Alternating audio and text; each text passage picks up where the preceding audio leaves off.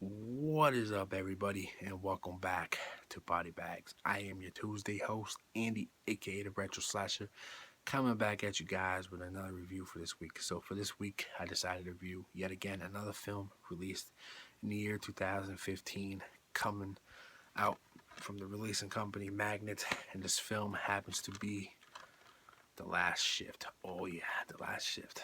Now, let's get into the plot of this thing, shall we?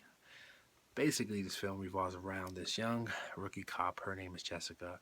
On her first day on the job, she's ordered to stand guard and stay back at this old shut down police precinct.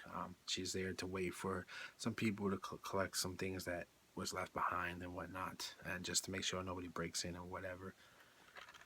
So, getting into the plot even a little bit more.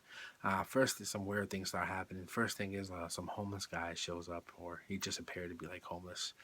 She assumes he's drunk because he's blabbing on about like religion and things like that. So she locks him up in the holding cell.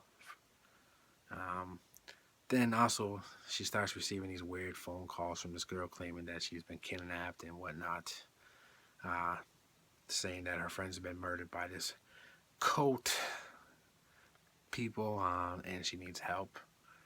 So it's up to the Jessica to figure out who this girl is, how she can find her, and where she is, and how does she save her. And then things get even weirder.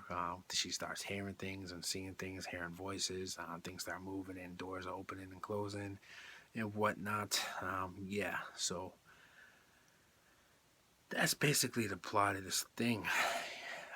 Getting into my thoughts on this film, of course. First thing I must say about this film is Jessica herself. She's a really good actress, really likable. Considering she's like the only actress in this film, she does a brilliant performance in my opinion. Really likable, like I said. Beautiful as hell, all hell too. You can't help but notice that. Yeah, really solid acting in this film. I really dug her performance.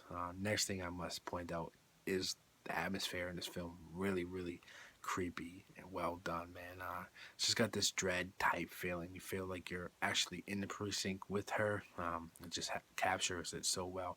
Kind of has like a Assault on 13 type vibe I've heard it compared to. I kind of agree with that.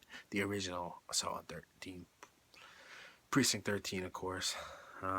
Yeah, really cool location for a film too. Just makes a great setting, sets up some great atmosphere. Really dug that. Next thing I must point out I liked was the ghost herself. Now the story behind the ghost are they're like this Manson type cult that's basically played a play on the Manson family murders and whatnot.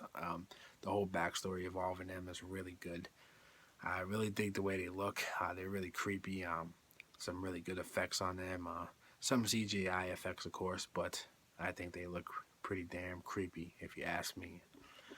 Yeah, so I really felt like this plot was somewhat original, even though it's a play on the Manson family murders. I always find that kind of intriguing because I'm really intrigued by the Mansons and whatnot and what went down with that. It always makes a good movie when it's based on that, of course. Yeah. Yeah, so all around, I really, really kind of dug this film. I thought it was really well made. A big surprise of 2015, if I must say. Going into this film, I wasn't knowing what to expect. I kind of was on the fence about it. I was like, it's probably just another shitty, generic ghost movie. But I decided to watch it, and it completely blew me away, to be quite honest. I really thought it was well made, well acted, great atmosphere, like I said, about all the things I liked about the film. Real original, of course. I dig this film, man. If I had to rate this film, I'd probably give it a solid, let's say 8.5 out of 10. Yeah, I really, really dig this film, man. I highly, highly recommend checking it out if you haven't already. Most people probably already have by this point. It's been received quite a buzz lately through the internet and the end of the year and whatnot. Most people probably checked it out. But in case you haven't, I would suggest doing so. I know you can get it on Netflix if you have Netflix. The DVD is pretty, really cheap. Really, really highly recommend purchasing it if you're a collector, of course. Yeah, so that's my thoughts on The Last Shift. Really solid film. I give it 8.5 out of 10. Check it out, guys. Until next week with another review, I will see you then. Peace out, guys. Later.